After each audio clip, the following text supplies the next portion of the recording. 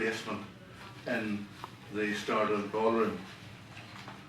The 1981 Stardust disaster, the inquiry led by Justice Keane in 1981 used a plan of the building, a single plan of the building that showed only a lamp room and a storeroom over a basement.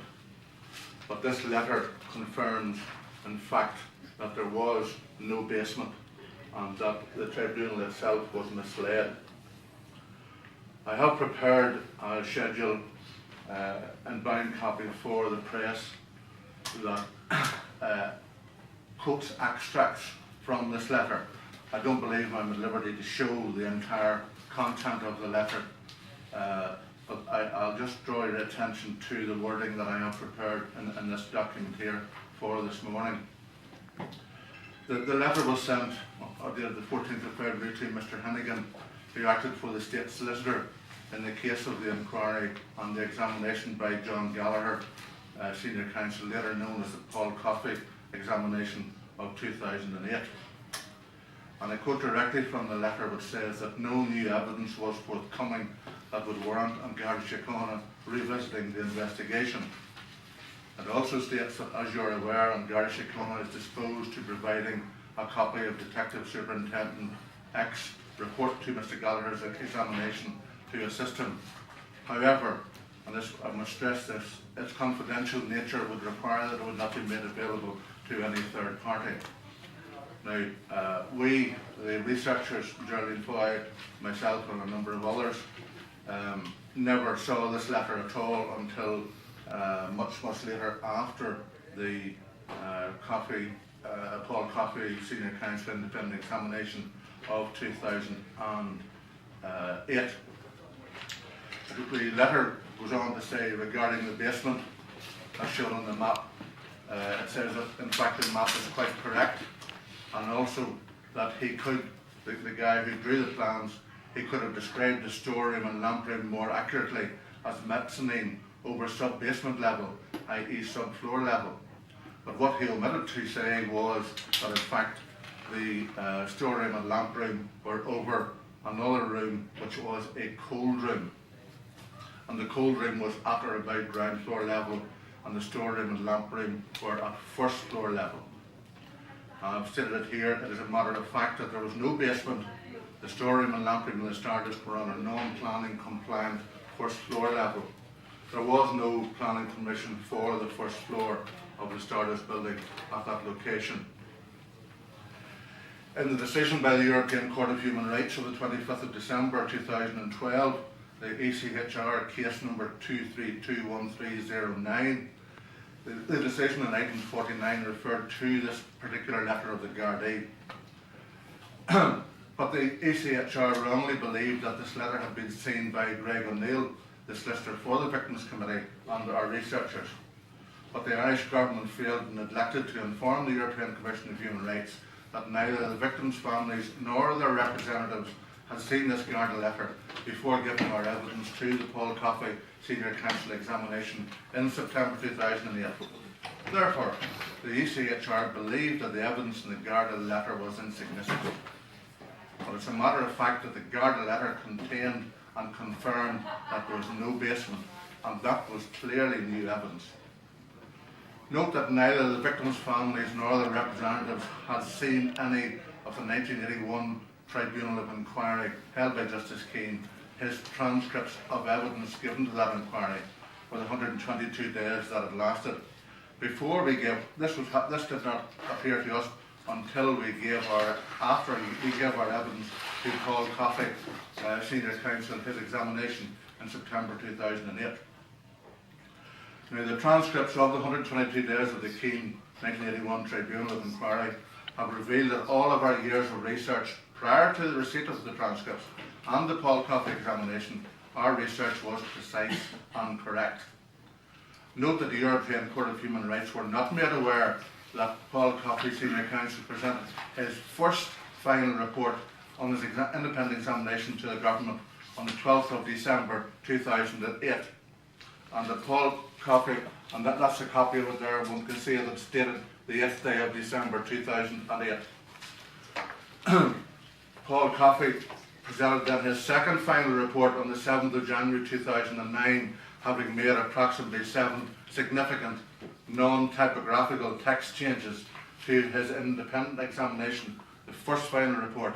And you'll note from the page that the second report is undated. The government provided the European Court of Human Rights with the Paul Coffey second final report for their consideration, not the first. And note that the European Court of Human Rights have been made aware of the withheld correspondence, and they are currently reconsidering their 2012 decision.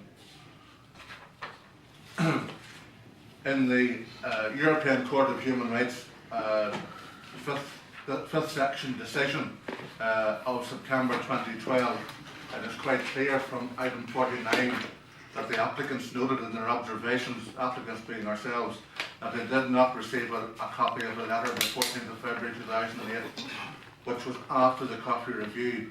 However, the applicants do not indicate how this letter, which explains some of the reasons why the police did not pursue prosecutions in 1982, could constitute relevant new evidence. In other words, the European Commission or European Court of Human Rights did not pay any attention effectively to the Garda letter, because they thought that the families and ourselves, the researchers and the legal team at time of the Coffey review had seen it, but we had not, and it's critical. This is despite the fact that ultimately the finding of the Justice Keane tribunal in 1981, the finding of arson, was removed by the record of the second report of Mr. Paul Coffey, Senior Counsel. In the Garda photographic record, we find from the tribunal transcripts of evidence that the Gardaí took over 500 photographs of the incident scene. It refers to 38 rolls. And photographers selected and presented approximately 100 prints to the inquiry. Now, we believe that those were selected. I certainly believe that they were selected because there were no photographs in that collection of the kitchen. There were no photographs of the remains of the first floor store and lamp room, no photographs of the purported basement, no photographs of the cold room at ground floor level, no photographs of the ground floor stores. There were stores at the ground floor level, as well as at the first floor level of the lamp room, or the ground floor exit passageway to the door below the first floor exit number 1 on the external escapeway. This is new evidence not considered by Justice Keane in 1981. And we wonder, was this part of a frame-up? I'll leave that question open at this point in time. When the researchers asked in 2006 for a photograph of a firefighting water-filled basement, the John Gallagher Senior Counsel independent examination, later the Paul Coffey Senior Counsel examination, was offered. We knew ourselves at that time that there was no basement. Therefore, this is new evidence. Note that both the Paul Coffey independent examination reports of the 10th of December 2008 and the 7th of January 2009 include both the first and second floor plans that were prepared by us, the researchers, on the request of John Gallagher Senior Counsel. Now, the independent examination by Paul Coffey should have relied on the original plan that was presented to the Keane J Tribunal, but he produced in his report 2 floor plans, first and second floors, that showed clearly new evidence that there was no basement. These plans were prepared by us from facts within our own investigation and knowledge, and without the advantage of the 1981 transcripts of evidence. Now, these plans were prepared for John Gallagher, the predecessor for Paul Coffey, and therefore we knew from day one that there was no basement. Paul Coffey reports do not mention a basement. This is new evidence, clearly. Paul Coffey reports mention a cold room, not mentioned by Justice Keane. This is new evidence. Where was the cold room? I have added in the report here a photograph that we only received about 3 months ago from Mr. Tucker. And Mr. Tucker was the fire consultant employed by Dublin Corporation at the time to do a report on their behalf for the Justice Keane Tribunal. The forensic evidence led the 1981 tribunal to believe that the storeroom and lamp room were over a basement and behind a glass wall that extended up to the roof. Therefore, the tribunal believed that if there was a fire in the storeroom, it would have been observed by the dancing patrons through this glass wall. And I've reproduced the photograph that Mr. Tucker kindly sent us a few months ago. And that clearly shows the particular wall that's referred to as a glass wall. It shows clearly the remnants of a timber partition at the base of that so-called glass wall. The photograph shows a first floor level, but there's no glass wall remnants and no basement shown in this photograph.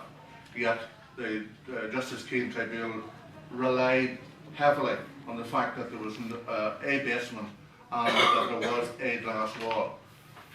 I go on then to reproduce the actual photograph of the plan that was submitted to the original tribunal and was used by Justice Keane in his deliberations and used as an item of evidence and referred to on numerous occasions throughout the transcripts of evidence. I've also drawn a section through this so-called lamp room and storeroom over a basement, and I've shown the basement, and that's the section is drawn as described in the tribunal map showing the basement under the store. I've also then prepared the two and repeated the two plans of the ground floor and the first floor that Mr. Coffey in his documentation that he produced in 2008 and 2009 that showed two floor levels, a ground floor and a first floor. And I've reproduced a section showing what he has said in his deliberations, that there was no basement, although he doesn't refer to it in his documentation. He does refer to a cold room and he refers to the store, but there are no levels explained by Mr. Coffey as to what height the store floor was above the floor of the main ballroom. That concludes the point in relation to the relevance of the original guard record that was withheld from us, the researchers, and from the legal team that acted on behalf of the families in the 2008 hearing by Mr. Coffey, and upon which his report or his two reports were based. I now draw your attention to a matter that, or a page that's in the tribunal report of 1981 by Justice Keane, where on page 97 Justice Keane refers to a phone call recorded by the Gardaí at 1:42 in the morning that was made to 999 and recorded by the Gardaí about a lost handbag, and the Gardaí were dispatched to the scene to make inquiries in relation to the lost handbag. The same document refers to another phone call at 1:43 in the morning, which is a 999 call to the fire brigade.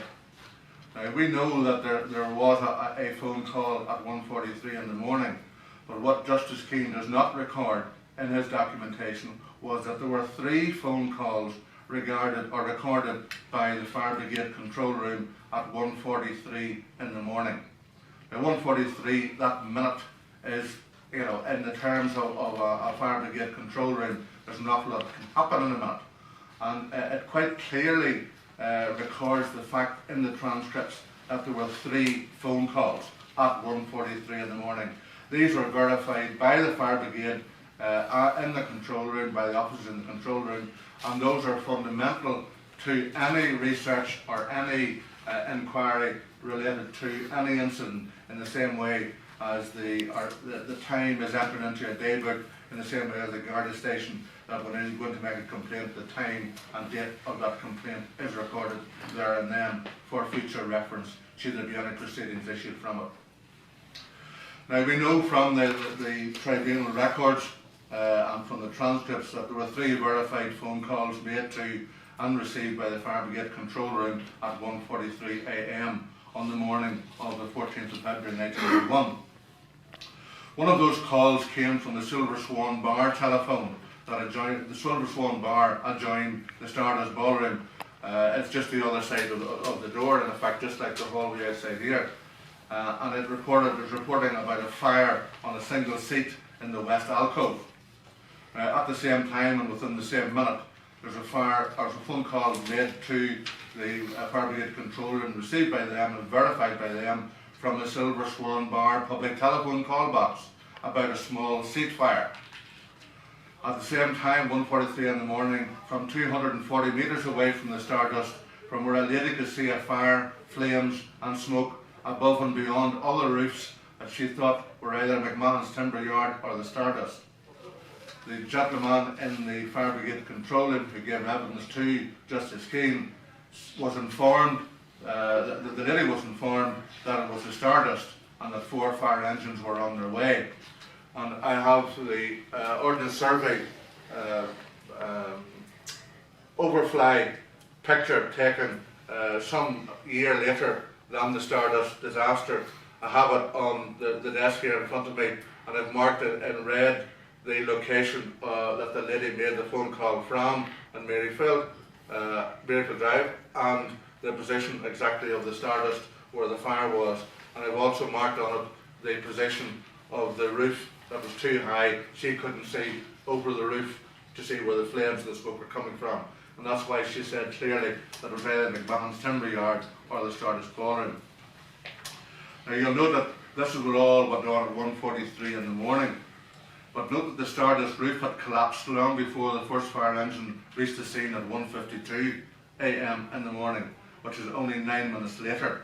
Now what sort of a fire on a seat at ground floor level or thereabouts ground floor level in the west alcove could go through the roof within 9 minutes? I ask you, that is absolute impossibility. Therefore, the fire was up in the storeroom, open to the roof space, and had broken through the roof long before it was actually spotted drip onto a seat in the west alcove. And that explains the catastrophic disaster a few minutes later than 1:43, when so many of our citizens lost their lives.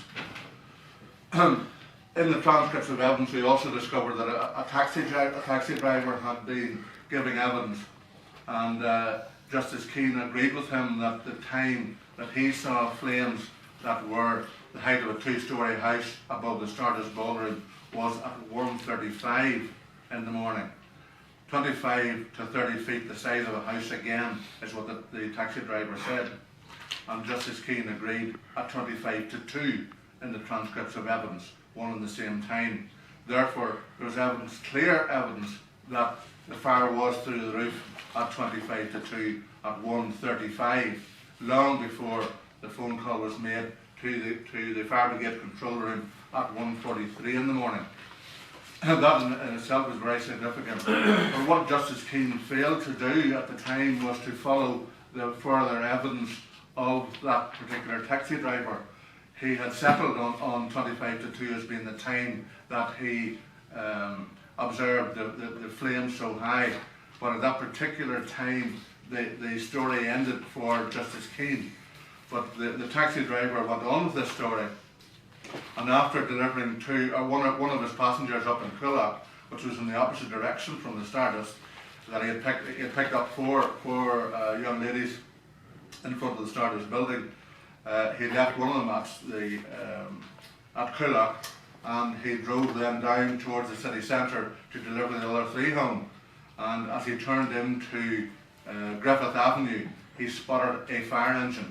And a fire engine, the first fire engine that had left North Strand Fire Station at 1:44. Therefore, that puts the taxi driver at Griffith Avenue about 1:46, 1:47, give or take a minute or two. Now, if he was there at that time, the fire engine and the taxi driver fixed his time. Therefore, the taxi had travelled approximately 4 miles in literally a few minutes, and the two tie up. Now, Justice Keane didn't go that far with his inquiry. I've also included a photograph or a picture taken from the original map submitted with the tribunal report back in 1981, where it shows where the phone call was made from Maryfield Crescent, pardon me, I said right earlier on, Maryfield Crescent, to the Stardust, and it shows the roof of a factory, which is the factory building, which is McMahon's timber yard, in between the lady and 240 metres away in Maryfield Crescent, between her and the Stardust. She couldn't see, all she could see was the flames in the blue of the sky. Again, compelling evidence, absolutely compelling evidence of a fire through the roof, logged by the fire brigade control room at 1:43 a.m. in the morning, when there was only a few inches high on the seat in the West Avenue. I repeat again here the letter sent by